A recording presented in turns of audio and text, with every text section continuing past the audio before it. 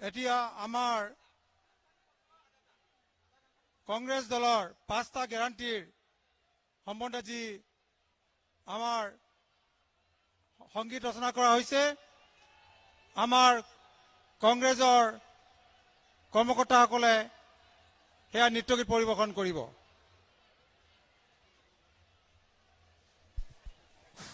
সকলোৱে মঞ্চৰ পৰা আমাৰ নৃত্য পৰিৱেশন কৰা মঞ্চ আমাৰ সাংস্কৃতিক মঞ্চখনৰ পৰা বাকীসকলে আঁতৰি দিয়ে যেন মই অনুৰোধ জনাইছো। সাংস্কৃতিক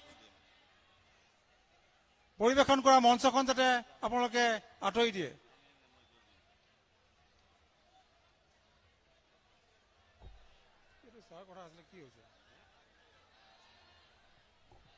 ৰন্টু ডাঙৰীয়া তেখেতসকলক আৰম্ভ কৰিব কওক।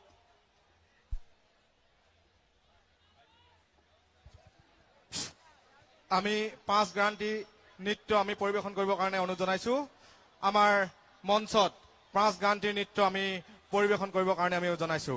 তেখেতলোকৰ টিমটিক আমি আমাৰ মঞ্চত নৃত্য পৰিৱেশন কৰিবৰ কাৰণে আমি অনুৰোধ জনাইছো। ধন্যবাদ।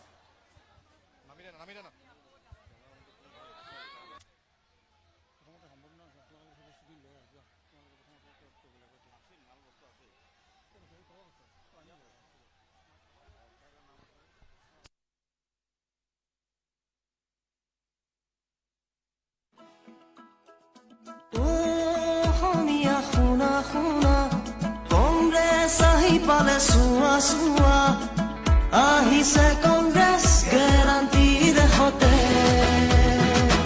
আহিছে কংগ্ৰেছ 5টা গেৰাণ্টি ফতে নিবনুৱাৰ নাছিল চাকৰি 5 লাখ পদ পাব চৰকাৰী কংগ্ৰেছ আহিছে প্ৰগতিৰ লৈ গেৰাণ্টি কংগ্ৰেছ আহিছে 5টা কৈ লৈ গেৰাণ্টি খাটি খোৱা জনে আছিল যি বিচাৰি 365 টকা পাব মজুৰি কংগ্ৰেছ আহিছে সুখৰে লৈ গেৰাণ্টি কংগ্ৰেছ আহিছে 5টা কৈ লৈ গেৰাণ্টি উজলিব আকৌ এবাৰ নাৰী শক্তি গৃহিণীয়ে 2000 কৈ পাব মাহিলী কংগ্ৰেছে আনিছে আমাৰ সন্মানৰ গেৰাণ্টি কংগ্ৰেছ আহিছে 5টা কৈ লৈ গেৰাণ্টি ঐ গাঁও আৰু চহৰ নগৰ উঠিব জিলিকি 200 ইউনিট প্ৰতি মাহে ফ্ৰী বিজুলী কংগ্ৰেছে আনিছে আমাৰ সকাহৰ গেৰাণ্টি কংগ্ৰেছ আহিছে 5টা কৈ লৈ গেৰাণ্টি ৰাখিম আমি ভাষা সংস্কৃতি আই অসমীৰে মান নামানো কামি কৰিম আজি বাতিল জনতা বিৰোধী অসমীয়া শুনা শুনা কংগ্ৰেছ আহি পালে চোৱা চোৱা আহিছে কংগ্ৰেছ গেৰাণ্টি দেশতে আহিছে কংগ্ৰেছ 5টা কৈ গেৰাণ্টি ফতে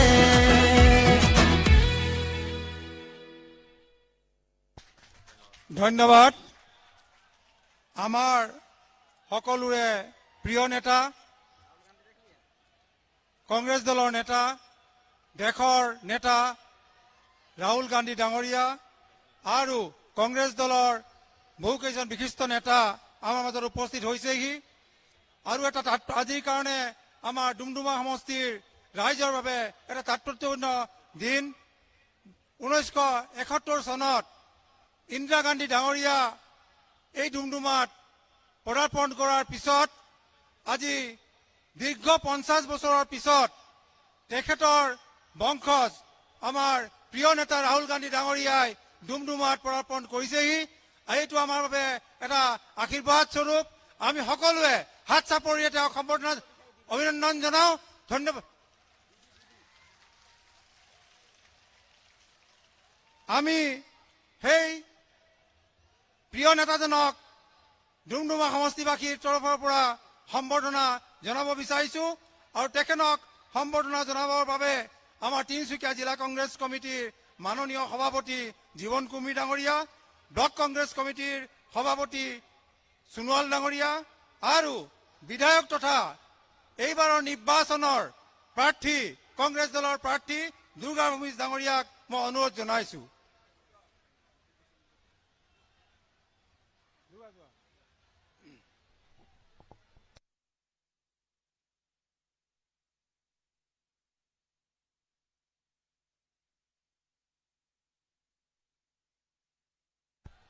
রাহুল গান্ধী, রাহুল গান্ধী, রাহুল গান্ধী।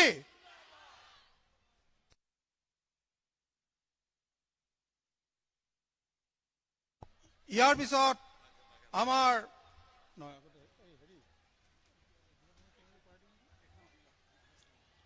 আমাৰ প্ৰিয় নেতাজনক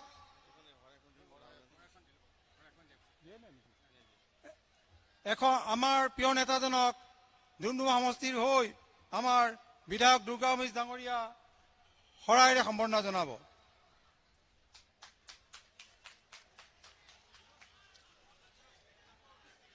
ইয়াৰ পিছতে মই যুৱ কংগ্ৰেছৰ বন্ধুসকলক আগবাঢ়ি আহিবলৈ অনুৰোধ জনাইছো। তেখেতসকলে মাননীয় নেতাজনক সম্বৰ্ধনা জনাব। তাৰ পিছতে মহিলা কংগ্ৰেছ আগবাঢ়ি আহিব। তাৰ পিছতে আমাৰ ডুমডুমা সমষ্টিৰ NSUI, মজদুৰ কংগ্ৰেছ আৰু প্ৰদেশ মহিলা কংগ্ৰেছৰ হৈ সম্পাদিকা মীনা আহমেদ ডাঙৰীয়া আৰু ভোজপুৰী পৰিষদৰ হৈ সন্তোষ শ্বাহ ডাঙৰীয়াক মই আগবাঢ়ি আহিবলৈ অনুৰোধ জনাইছো। প্ৰথমতে মই যুৱ কংগ্ৰেছৰ ডুমডুমা সমষ্টিৰ সভাপতি প্ৰমুখ বিষয়ববীয়াসকলক মাননীয় নেতাজনক সম্বৰ্ধনা জনাবলৈ অনুৰোধ জনাইছো।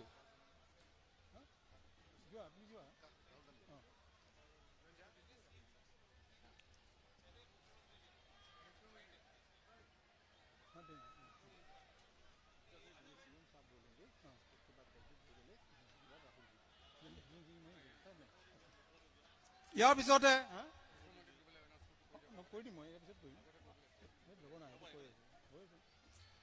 মই মহিলা কংগ্ৰেছৰ বিষয়ববীয়াসকলক মই অনুৰোধ জনাইছো তেখেতসকলে আগবাঢ়ি আহি আমাৰ প্ৰিয় নেতা ৰাহুল গান্ধী ডাঙৰীয়াক সম্বৰ্ধনা জনাই যেন। ইয়াৰ পিছতে NSUIৰ কৰ্মকৰ্তাসকলক সাজু হৈ থাকিবলৈ অনুৰোধ জনাইছো। মজদুৰ কংগ্ৰেছৰ বিষয়ববীয়াসকলক সাজু হৈ থাকিবলৈ অনুৰোধ জনাইছো।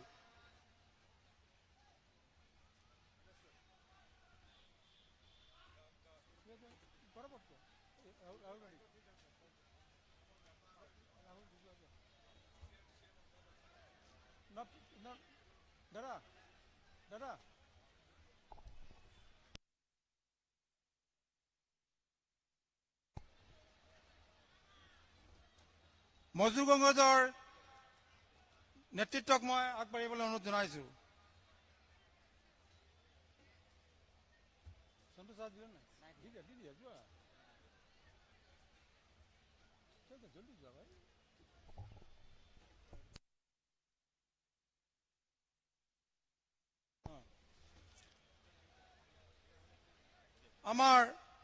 আমাৰ মাজত আমাৰ দেশৰ এজন গুৰুত্বপূৰ্ণ নেতা, কংগ্ৰেছ দলৰ বিশিষ্ট নেতা আৰু যিজন নেতাই আজি আমাৰ অসমৰ নিৰ্বাচনী কাৰ্য তত্ত্বাৱধায়ক হিচাপে তেওঁ দায়িত্ব পালন কৰি আহিছে, সেই মহান নেতা ছত্তীশগড়ৰ মাননীয় মুখ্যমন্ত্ৰী ভূপেন্দ্ৰ সিং বাঘেল ডাঙৰীয়াক আমাৰ বিধায়ক তথা প্ৰাৰ্থী দুৰ্গা ভূমিজ ডাঙৰীয়াই সম্বৰ্ধনা জনাব।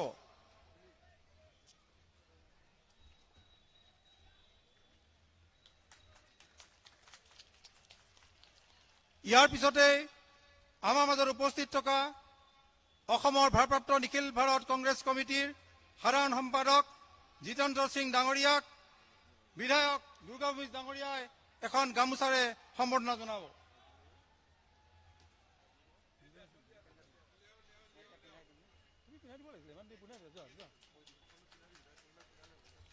ভোজপুৰী পৰিষদৰ আঞ্চলিকৰ সভাপতি সন্তোষ শ্বাহ ডাঙৰীয়াই মাননীয় ৰাহুল গান্ধী ডাঙৰীয়াক সম্বৰ্ধনা জনাব।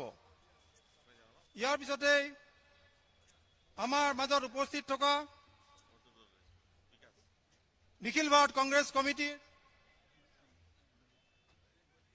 কংগ্ৰেছ কমিটিৰ সম্পাদক তথা আমাৰ এই অবিভক্ত ডিব্ৰুগড় জিলাৰ এজন শক্তিশালী নেতা প্ৰদ্যুৎ বৰদলৈ ডাঙৰীয়াক, আমাৰ ব্লক কংগ্ৰেছৰ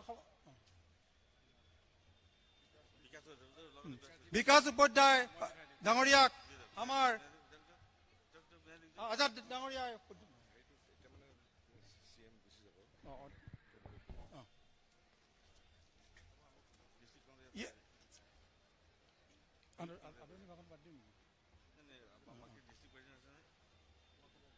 আমাৰ জিলা কংগ্ৰেছৰ সভাপতি ডাঙৰীয়াক এখন ফুলাম গামোচাৰে সম্বৰ্ধনা জনাব। ঠিক আছে।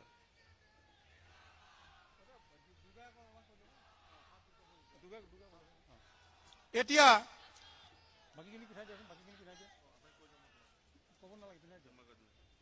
এতিয়া আমাৰ মাজত আমাৰ বিশিষ্ট অতিথিসকলক উদ্দেশ্যি আৰু আমাৰ অতি শ্ৰদ্ধাৰ ৰাইজক উদ্দেশ্যি আদৰণি ভাষণ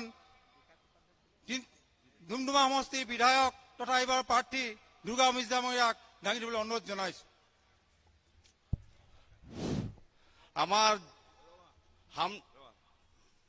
আমাৰ কংগ্ৰেছ পৰিয়ালৰ তিনিচুকীয়া জিলা কংগ্ৰেছ কমিটিৰ পূৰ্বৰ সভাপতি শ্ৰী জয়ন্ত কলিতাক আমাৰ ফালৰ পৰা আমি সম্বৰ্ধনা জনাইছো।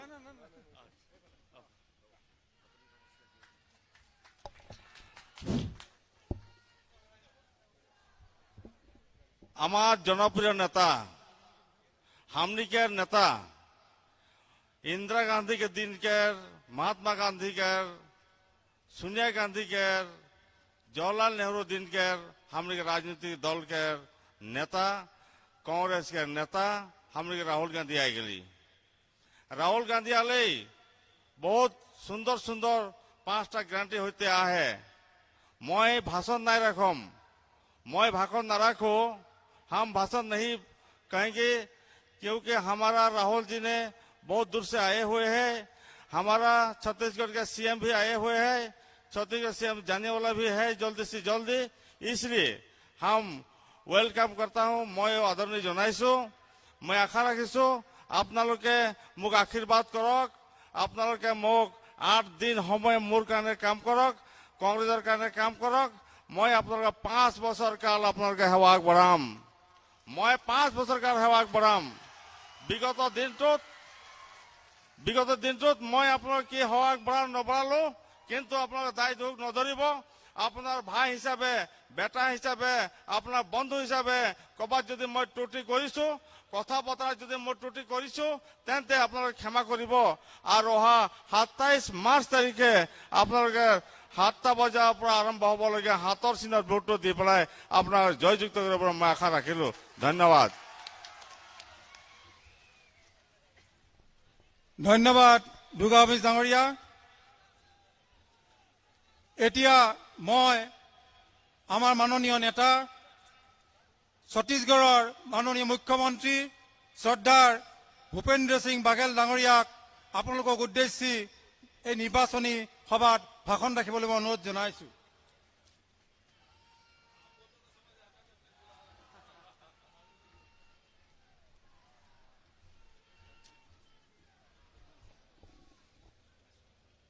जय अखम, जय अखम, जय अखम। कांग्रेस पार्टी जिंदाबाद, सोनिया गांधी जिंदाबाद, राहुल गांधी जिंदाबाद, राहुल गांधी जिंदाबाद, राहुल गांधी जिंदाबाद। दुमदुमा के इस विशाल आम सभा में उपस्थित हमारे राष्ट्रीय नेता राहुल गांधी दंगोड़िया, आदरणीय जितेंद्र सिंह दंगोड़िया, प्रद्युत बरदोलई दंगोड़िया,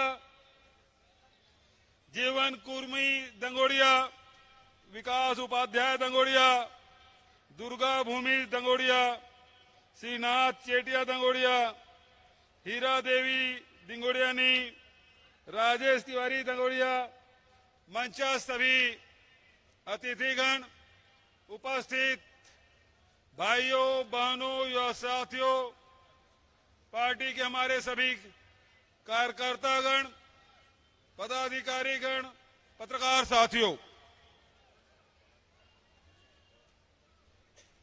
विधानसभा के चुनाव मतदान की तिथि जैसे जैसे नजदीक आते जा रही है, स्थिति बहुत स्पष्ट होती जा रही है। लेकिन मैं आपको 5 साल पुरानी कुछ बातें याद दिलाना चाहता हूं। भारतीय जनता पार्टी के नेताओं ने आपसे कहा था टी वर्कर्स को 351 रुपया देंगे, ब्रह्मपुत्र के किनारे दोनों साइड एक्सप्रेस हाईवे बनाएंगे, 5 लाख लोगों को हर साल रोजगार देंगे, किसानों के आय दुगुनी करेंगे और उन्होंने कहा था 50 लाख घुसपैठिए को बाहर भेजेंगे, बांग्लादेश सीमा को सील करेंगे और प्रधानमंत्री नरेंद्र मोदी जी ने कहा था आसाम का आनंद सर्वानंद। याद है? लेकिन आसाम के लोगों को आनंद नहीं आया। सर्वानंद तो मुख्यमंत्री बन गए, आसाम के लोगों को आनंद नहीं मिला। आनंद मिला है तो सिंडिकेट को, आसाम में सर्वानंद, सिंडिकेट को आनंद, आसाम में सर्वानंद, सुपारी सिंडिकेट को आनंद, आसाम में सर्वानंद, मछली सिंडिकेट को आनंद, आसाम में सर्वानंद, कोयला सिंडिकेट को आनंद। अरे और तो और, जिस गौ माता के नाम से भारतीय जनता पार्टी राजनीति करती है, वो गौ तस्कर बांग्लादेश में आसाम के जो गाय है वो जा रही है और 200% वहां के गोमांस की विक्रय बढ़ा है। तो आसाम में सर्वानंद, गौ तस्कर सिंडिकेट को आनंद, सिंडिकेट को आनंद मिला है, आसाम के लोगों को कुछ नहीं। आदरणीय साथियों, मैं बहुत ज्यादा बातें आपसे नहीं कहूंगा, लेकिन कुछ बात याद दिलाना चाहता हूं। ये ऐसा क्यों करते हैं? वो ऐसा इसलिए करते हैं कि वो अंग्रेज के मानने वाले लोग हैं, क्योंकि आजादी की लड़ाई में इनकी कोई भूमिका नहीं, अंग्रेजों के साथ देने वाले लोग हैं। वो अंग्रेज जो हिंदुस्तान को खोखला कर दिया, वो अंग्रेज जो फूट डालो राज करो की नीति पे चलते रहे, और वही नीति भारतीय जनता पार्टी की है कि प्रांत प्रांत वालों के बीच झगड़ा करा दो, एक जाति से दूसरे जाति के झगड़ा करा दो, एक भाषा से बोलने वाले से दूसरे भाषा वाले की झगड़ा करा दो, एक धर्म मानने वाले से दूसरे धर्म की झगड़ा करा दो और फूट डालो राज करो, ये उनकी नीति। दूसरी तरफ कांग्रेस ने विभिन्न प्रांत के लोगों को जोड़कर, विभिन्न भाषा भाषी को जोड़कर, विभिन्न जाति संप्रदाय धर्म मानने वाले को जोड़कर देश को एकजुट किया। वो महात्मा गांधी के नेतृत्व था, वो जवाहरलाल नेहरू, सरदार वल्लभ भाई पटेल का नेतृत्व था, वो नेतृत्व मौलाना अब्दुल कलाम आजाद का नेतृत्व था, जो देश को एक सूत्र में बांधा, जो नेताजी सुभाष चंद्र बोस का नेतृत्व था, ये सब एक सूत्र में बांधे, और जिसके राज में कभी सूर्यास्त नहीं होता था, वो सारे अंग्रेजों को इस देश को छोड़ के भागना पड़ा। लेकिन एक बात याद दिलाना चाहता हूं, ये फूट डालो राज करो की बात तो कहते हैं, लेकिन दूसरी बात, वो तो ईस्ट इंडिया कंपनी थी जो सोने की चिड़िया को लूट के ले गए। ये वेस्ट इंडिया कंपनी बनाए हैं, ये पूरे हिंदुस्तान के संपत्ति को कुछ लोगों को सौंप देना चाहते हैं। दूसरा सवाल करते हैं, कांग्रेस ने क्या किया? कांग्रेस ने देश को एक सूत्र में बांधकर देश की आजादी की लड़ाई जीती ही नहीं, देश का निर्माण भी किया।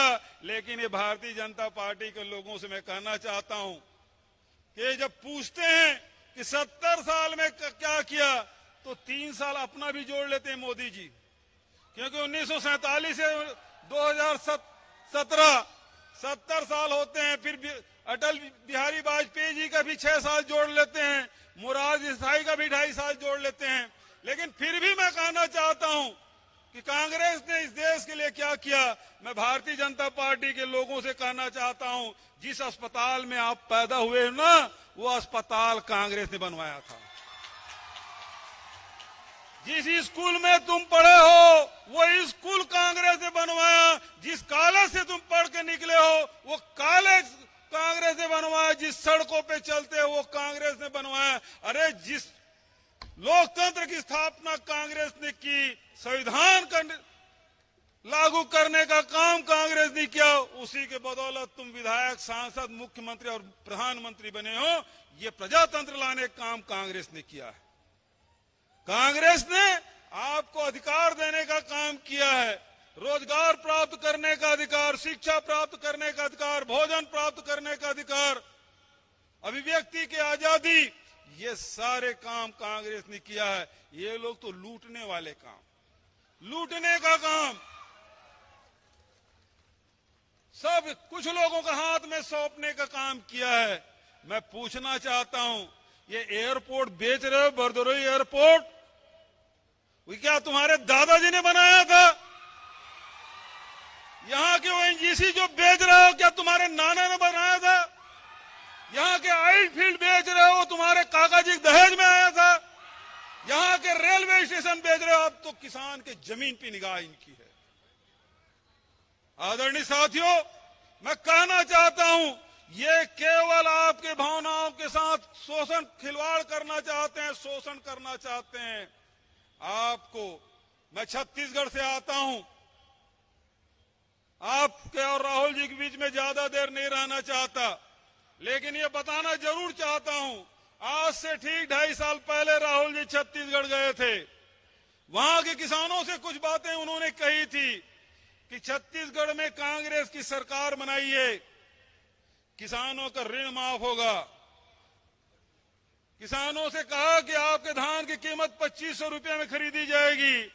वहां आपके यहां चाय पत्ती तोड़ा जाता है, हमारे यहां बीड़ी पत्ता तोड़ा जाता है। वहां के आदिवासियों से कहा 4000 प्रति मानक बोरा के दर से तेंदुपत्ता खरीदा जाएगा। वहां के महिलाओं से कहा 400 यूनिट तक की बिजली बिल आधा होगा, 35 किलो चावल 1 रुपया किलो में दिया जाएगा। ये सारी बात, बहुत सारी बातें कही, लेकिन मैं आपको बताना चाहता हूं, राहुल जी ने कहा कि 10 दिन के भीतर में किसानों का ऋण माफ होगा। 10 दिन। छत्तीसगढ़ की जनता ने राहुल जी पर विश्वास किया, 3/4 बहुमत से जीते। आज हमारे विधानसभा में 90 की विधानसभा में 70 विधायक कांग्रेस के हैं। राहुल जी पर विश्वास किया। और आपको बताना चाहता हूं, राहुल जी हमारे शपथ ग्रहण में आए, हम लोगों को शपथ कराए, हम लोग एयरपोर्ट छोड़ने गए। राहुल जी दिल्ली नहीं उतरे थे, 18 लाख किसानों के 10,000 करोड़ रुपया हमने माफ कर दिया। 2500 रुपये क्विंटल में धान खरीदा। आज छत्तीसगढ़ में 92 लाख मीट्रिक टन धान हमने खरीदा और 17,322 करोड़ रुपया किसानों के खाते में डाला है। तो जो राहुल जी ने कहा, छत्तीसगढ़ में वही हुआ। आदरणीय साथियों, मैं आसाम के साथियों से, दुमदुमा के साथियों से, इस जिला के साथियों से मैं कहना चाहता हूं कि आप विश्वास करिए कांग्रेस पर, विश्वास करिए हमारे नेता पर। जिस प्रकार से छत्तीसगढ़ में वादा निभाया गया, आसाम में भी वही बातें होगी जो राहुल गांधी जी बोलेंगे। अभी आपके बीच में आएंगे, आपसे कुछ वादा करेंगे, कुछ बातें करेंगे, नौजवानों से महिलाओं से, यहाँ के निवासियों से, यहाँ के टी वर्कर्स से बात करेंगे। और मुझे पूरा विश्वास है जैसे छत्तीसगढ़ में हमने किया वैसे आसाम में होगा। तो मैं बहुत ज्यादा और वक्त नहीं लेते हुए आपसे कहना चाहता हूं, ये लड़ाई यहाँ के किसानों की है, ये लड़ाई यहाँ के टी वर्कर्स की है, ये लड़ाई यहाँ के नौजवानों की है, ये लड़ाई यहाँ के माताओं बहनों की है, ये लड़ाई आपकी अपनी लड़ाई है। और मैं इसीलिए कहता हूं, क्या आप लड़ना चाहते हैं? मैं कहूंगा लड़ेंगे, आप कहेंगे जीतेंगे। लड़ेंगे। आवाज पीछे तरफ से आना चाहिए, इधर से भी आना चाहिए, मुट्ठी तान के लड़ेंगे, लड़ेंगे, लड़ेंगे। जय खोम, जय खोम। राहुल गांधी जिंदाबाद, राहुल गांधी जिंदाबाद, राहुल गांधी जिंदाबाद। धन्यवाद। जय हिंद, जय खाम, जय छत्तीसगढ़।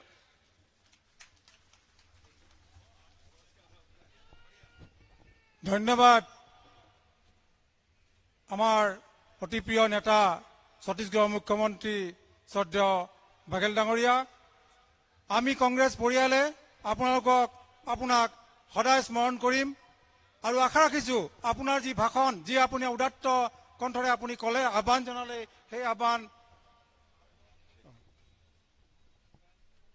এতিয়া মই আমাৰ অসমৰ এজন অতি বিশিষ্ট নেতা, কংগ্ৰেছ নেতা, প্ৰাক্তন মন্ত্ৰী, সাংসদ প্ৰদ্যুৎ বৰদলৈ ডাঙৰীয়াক তেখেতক ভাষণ দিবলৈ অনুৰোধ জনাইছো।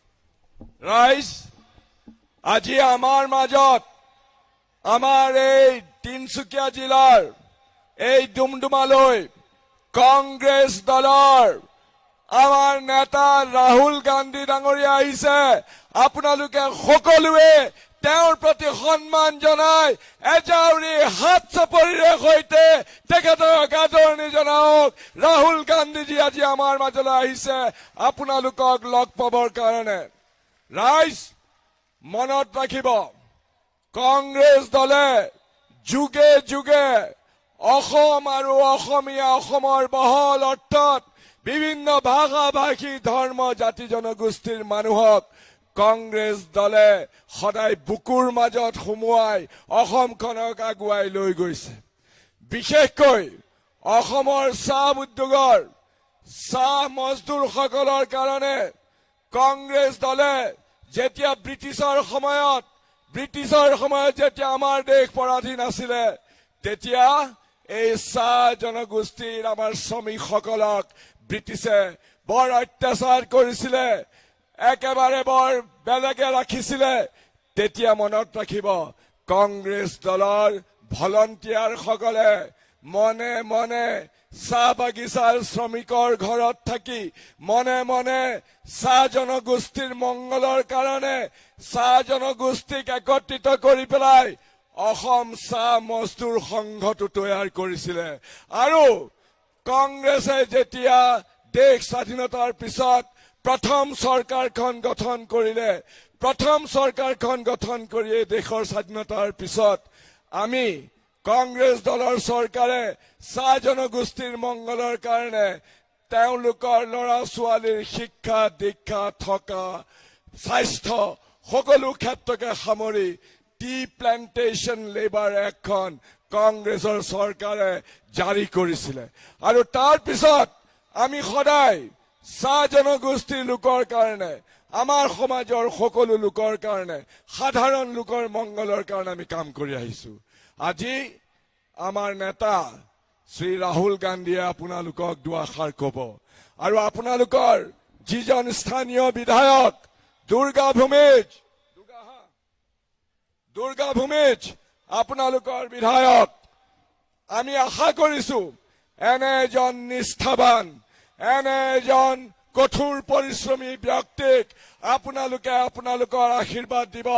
ডুমডুমা বিধানসভা সমষ্টিৰ কংগ্ৰেছ দলৰ প্ৰাৰ্থী হিচাপে এজন যোগ্য, এজন নিষ্ঠাবান, এজন সমাজৰ সকলো শ্ৰেণীৰ লোকৰ প্ৰতি দৰদী এই দুৰ্গা ভূমিজক আমি আপোনালোকৰ আগত প্ৰক্ষেপণ কৰিছো আপোনালোক সকলোৱে আশীৰ্বাদ দিব এতিয়া মই উদ্যোক্তাসকলৰ ফালৰ পৰা আমাৰ নেতা ভাৰতীয় জাতীয় কংগ্ৰেছৰ নেতা শ্ৰী ৰাহুল গান্ধী ডাঙৰীয়াক দুআষাৰ ক'বৰ বাবে মই অনুৰোধ জনাইছো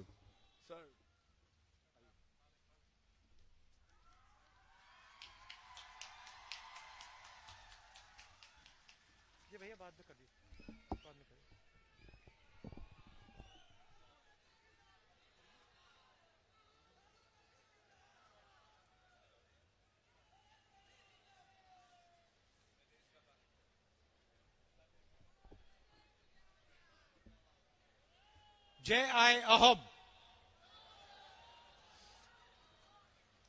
जितेंद्र सिंह जी, प्रद्योत बोरदोलोई जी, जीवन कुर्मी जी, जयंत कलिता जी, दुर्गा भूमि जी हमारी कैंडिडेट, सिभान चेटिया जी, हीरा देवी जी, भाइयों और बहनों, कांग्रेस के हमारे सब कार्यकर्ता, प्रेस के हमारे मित्रों, आप सबका यहां बहुत बहुत स्वागत, नमस्कार।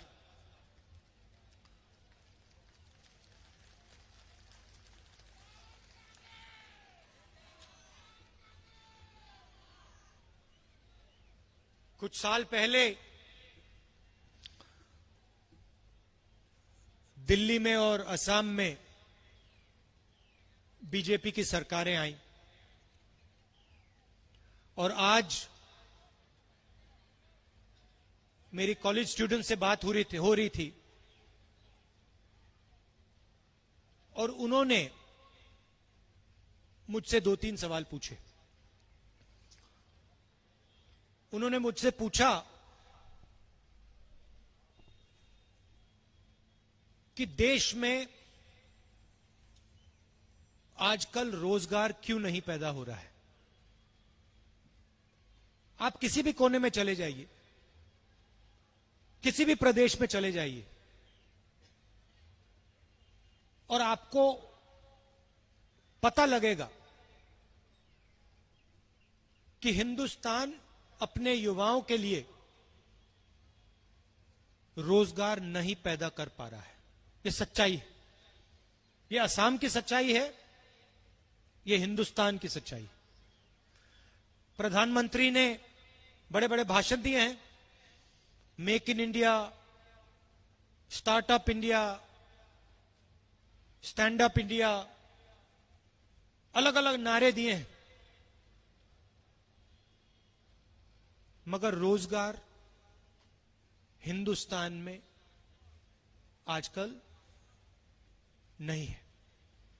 बेरोजगारी बढ़ती जा रही है। स्टूडेंट्स ने मुझसे यह पूछा, मैंने उनको कहा देखिए, रोजगार देश में कौन पैदा करता है? देश के सबसे बड़े 2-3 उद्योगपति नहीं करते हैं। रोजगार स्मॉल और मीडियम बिजनेस वाले करते हैं। रोजगार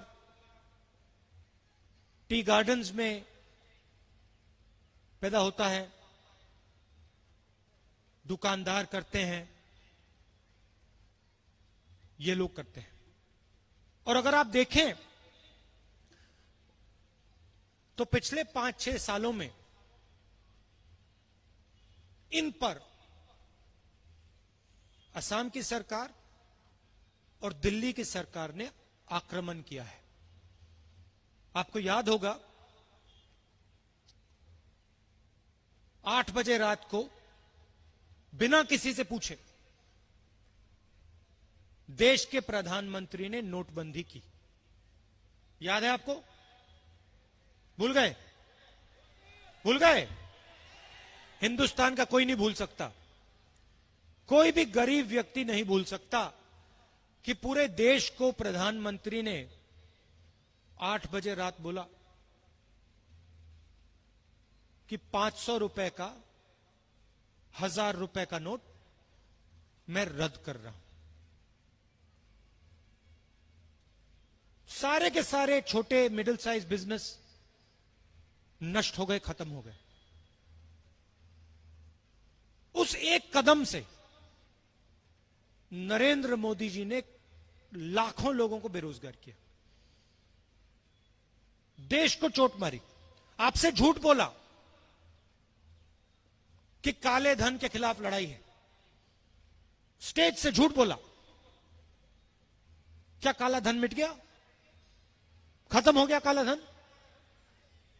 नहीं। नोटबंदी के पीछे लक्ष्य था गरीबों के जेब से पैसा निकालकर हिंदुस्तान के सबसे अमीर 2-3 लोगों के जेब में डालना। उसके बाद वहां नहीं रुके, उसके बाद जीएसटी, जिसको मैंने गब्बर सिंह टैक्स कहा।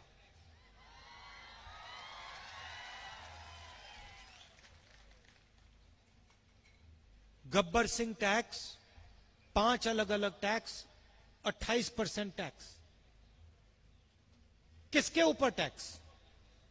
हिंदुस्तान की गरीब जनता पर, किसानों पर, मजदूरों पर, छोटे दुकानदारों पर, स्मॉल मीडियम बिजनेस वालों पर। जो नोटबंदी से बच गए वो जीएसटी में डूब गए।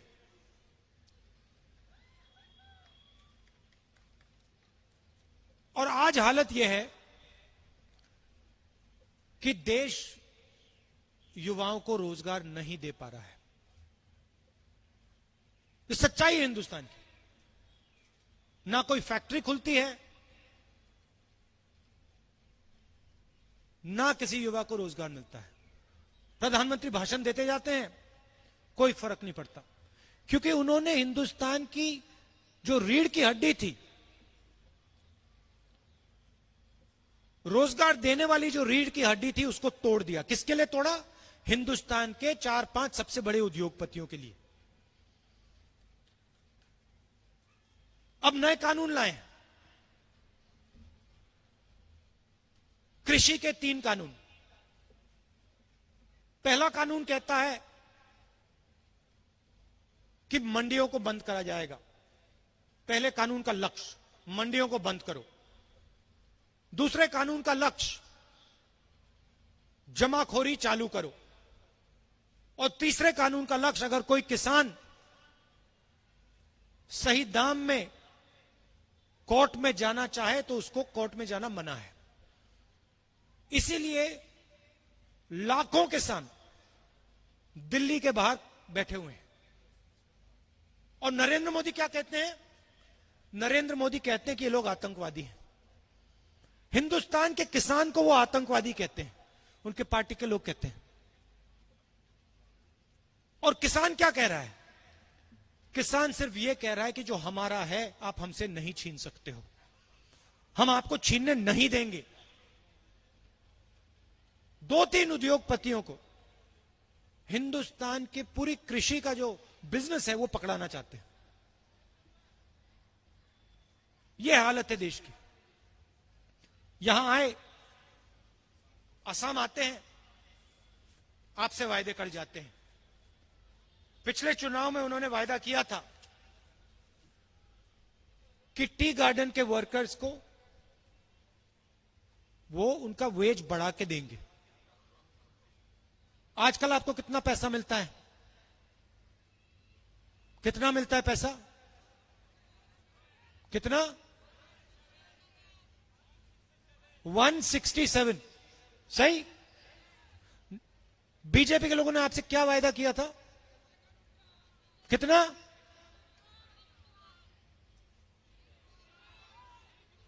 351। अच्छा, यहां पे कोई एक व्यक्ति है जिसको 351 मिल रहा हो? एक भी नहीं मिलेगा आपको।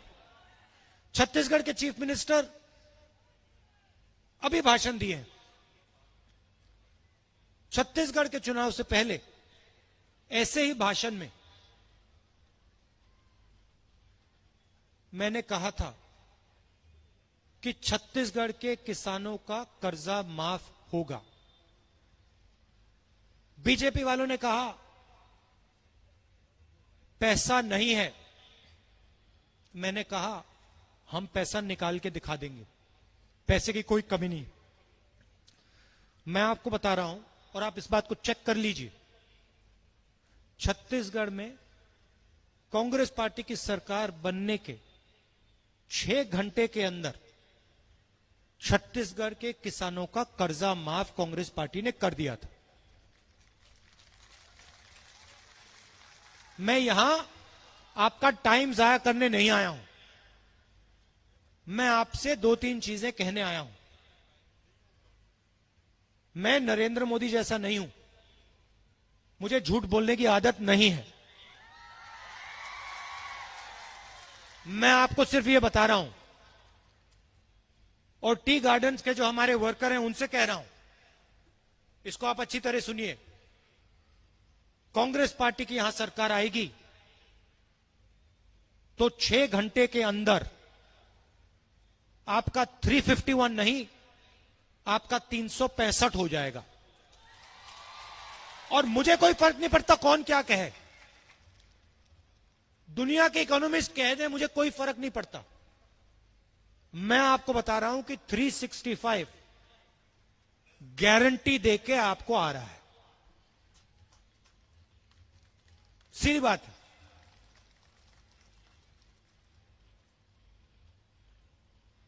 हमने मनरेगा किया, बीजेपी के लोगों ने कहा पैसा जाया हो रहा है। हमने भोजन का अधिकार दिया, बीजेपी के लोग कहते हैं पैसा जाया हो रहा है। हमने किसानों का 70,000 करोड़ रुपया कर्जा माफ किया, बीजेपी के लोग कहते हैं पैसा जाया हो रहा है। जब भी हम गरीबों की मदद करते हैं, कमजोर लोगों की मदद करते हैं, बीजेपी के लोग कहते हैं पैसा जाया हो रहा है।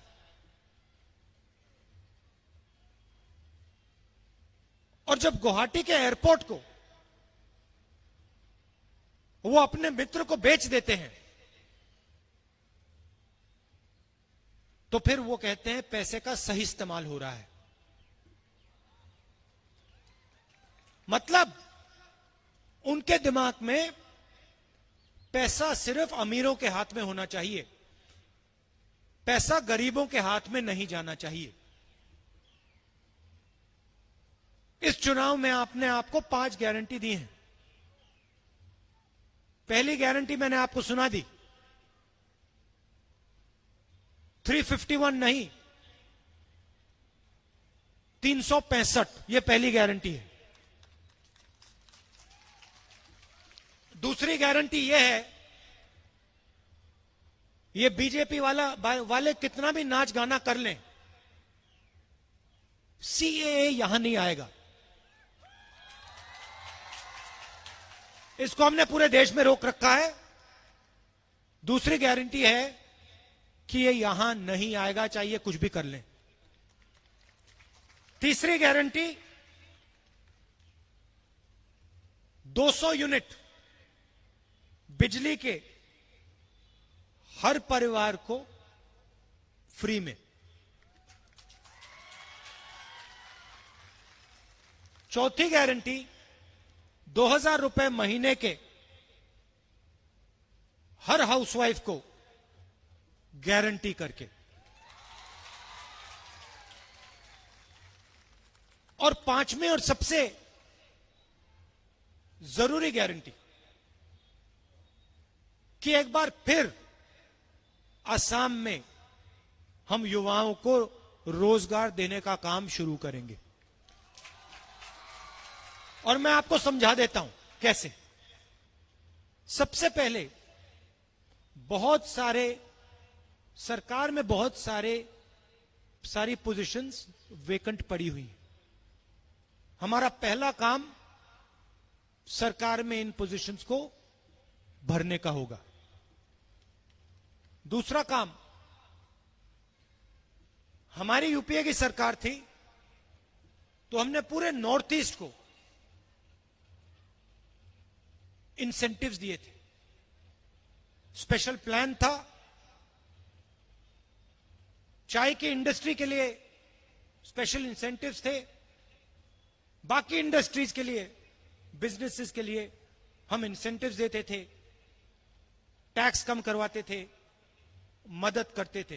क्यों? क्योंकि हम चाहते थे कि युवा नए बिजनेस चालू करे। नरेंद्र मोदी जी एंटरप्रेन्योरशिप की बात करते हैं। मुझे आप ये बताइए, कितने नए बिजनेस हिंदुस्तान में खोले, कितने युवाओं को उन्होंने रोजगार दिया? हम आपको यहां गारंटी करके कह रहे हैं कि 5 लाख युवाओं को हम रोजगार देके दिखा देंगे। ये आसान काम नहीं है, मगर हम ये काम आपके लिए करके दिखा देंगे। अंत में मैं आपसे कहना चाहता हूं कि ये मामूली चुनाव नहीं है। बीजेपी असम की हिस्ट्री पर, असमीज भाषा पर, असम के इतिहास पर आक्रमण कर रही है।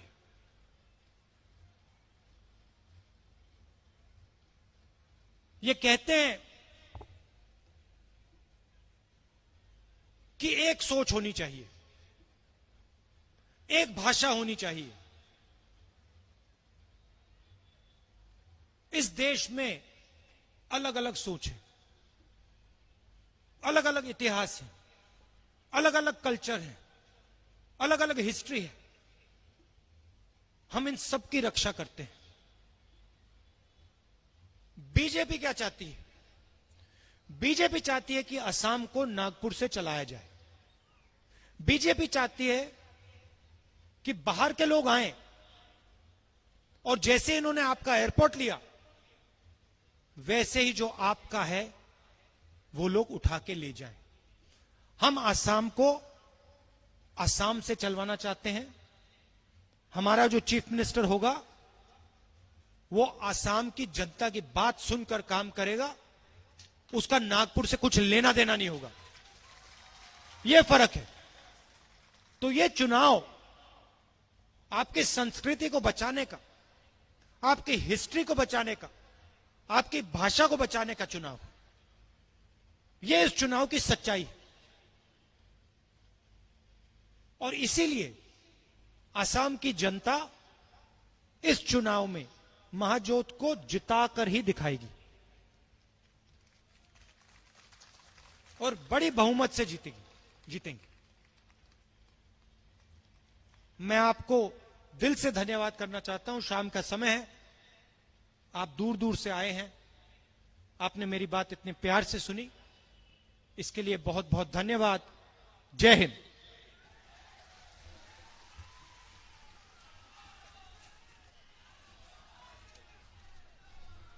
শ্ৰদ্ধেয় ৰাইজ, আপোনালোকৰ আমাৰ এই তিনিচুকীয়া জিলাৰ সমূহ ৰাইজৰ ফালৰ পৰা আমি আমাৰ নেতা শ্ৰী ৰাহুল গান্ধী ডাঙৰীয়াক ধন্যবাদ জনাইছো। এতিয়া আমাৰ কংগ্ৰেছ দলৰ আমাৰ কংগ্ৰেছ দলৰ এই 27 তাৰিখে যি নিৰ্বাচন হ'ব, বিধানসভা নিৰ্বাচন, এই নিৰ্বাচনৰ 3জনকৈ আমাৰ প্ৰাৰ্থীক মই চিনাকি কৰি দিব খুজিছো। ডুমডুমা সমষ্টিৰ দুৰ্গা ভূমিজ কংগ্ৰেছ দলৰ প্ৰাৰ্থী, আমাৰ ডিগবৈ সমষ্টিৰ প্ৰাৰ্থী আমাৰ ডেকা ল'ৰা শিৱনাথ চেতিয়াক আমাৰ ডিগবৈ সমষ্টিৰ প্ৰাৰ্থী। আৰু আপোনালোকে জানে যে আমি অসমত মহাজোঁট কৰিছো। মহাজোঁটৰ অংশীদাৰ ৰাষ্ট্ৰীয় জনতা দলৰ তিনচুকীয়া সমষ্টিৰ মহাজোঁটৰ কংগ্ৰেছ দলৰ সমৰ্থিত প্ৰাৰ্থী এয়া শ্ৰীমতী হীৰা দেৱী চৌধুৰী তিনিচুকীয়া সমষ্টিৰ। এই তিনিওজনকে আপোনালোকে আপোনালোকৰ আশীৰ্বাদ কৰিব আৰু তিনিচুকীয়া জিলাৰ পৰা এওঁলোকক বিধায়ক কৰি দিছপুৰলৈ নিৰ্বাচিত কৰি পঠিয়াব। ধন্যবাদ। সবকে ধন্যবাদ জনাই আজিৰ সভাৰ ইয়াতে অন্ত পৰিবৰ ঘোষণা কৰিলো। ধন্যবাদ, ধন্যবাদ। অসমীয়া শুনা শুনা, কংগ্ৰেছ আহি পালে চোৱা চোৱা, আহিছে কংগ্ৰেছ গেৰাণ্টি দেশতে, আহিছে কংগ্ৰেছ পাঁচোটাকৈ গেৰাণ্টি ফতে, নিবনুৱাৰ নাছিল চাকৰি, 5 লাখ পদ পাব চৰকাৰী, কংগ্ৰেছ আহিছে প্ৰগতিৰ লৈ গেৰাণ্টি, কংগ্ৰেছ আহিছে পাঁচোটাকৈ লৈ গেৰাণ্টি, খাটি খোৱা জনে আছিল যি বিচাৰি, 365 টকা পাব মজুৰি, কংগ্ৰেছ আহিছে সুখৰে লৈ গেৰাণ্টি, কংগ্ৰেছ আহিছে পাঁচোটাকৈ লৈ গেৰাণ্টি, উজ্বলিব আকৌ এবাৰ নাৰী শকতি, গৃহিণীয়ে 2000কৈ পাব মাহিলী, কংগ্ৰেছে আনিছে আমাৰ সন্মানৰ গেৰাণ্টি, কংগ্ৰেছ আহিছে পাঁচোটাকৈ লৈ